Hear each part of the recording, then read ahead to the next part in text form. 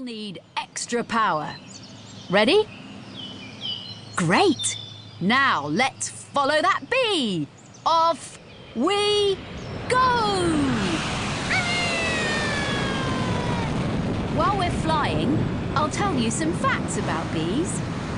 Bees belong to a family called insects. There are over 1 million different types of insect that we know about. Just imagine trying to count them all.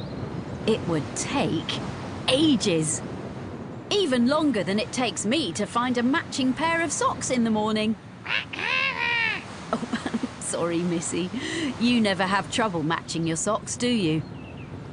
I know. Let's see what my special animal scanner can tell us about insects. Then we can concentrate on catching up with that bee. All insects have 6 legs. Their bodies are divided into 3 sections. The head at the top, the thorax in the middle, and the abdomen at the bottom. The smallest insect in the world is the fairy fly, which is only 0.22 millimeters long, smaller than a full stop. And they can't actually fly. One of the longest insects in the world is the Hercules beetle, which can grow to over 16 centimeters long. That's really big for an insect. Much bigger than the bees we'll find here in the garden. Ah, we're getting nearer to the bee now. Let's fly alongside it and find out more about bees. Can you see those things on the bee's head, Missy? They look a bit like 2 radio aerials, don't they? They're called antennae. Bees use their antennae to touch and smell things. Wouldn't it be cool if we could wave our noses around to touch and smell different things? In fact, I might invent a special gadget that does that. What would I call it? I know. The smellometer. What do you mean that's not a very good name? I'm an inventor. Maybe I'm better at making new gadgets than coming up with names. See the middle of the bee, Missy? Its thorax. The bee has wings attached to its thorax, so it can fly. And at the bottom end, the bee's abdomen is covered in black and yellow stripes. This is a sign often used in nature to show that something is dangerous. Just like the yellow warning signs we use for a slippery floor or an electricity pylon. It's a very helpful sign in the case of the bee, because right at the bottom, there's that sting. But don't worry, Missy. Bees will only sting if they feel they're in danger, to protect the other members of their family.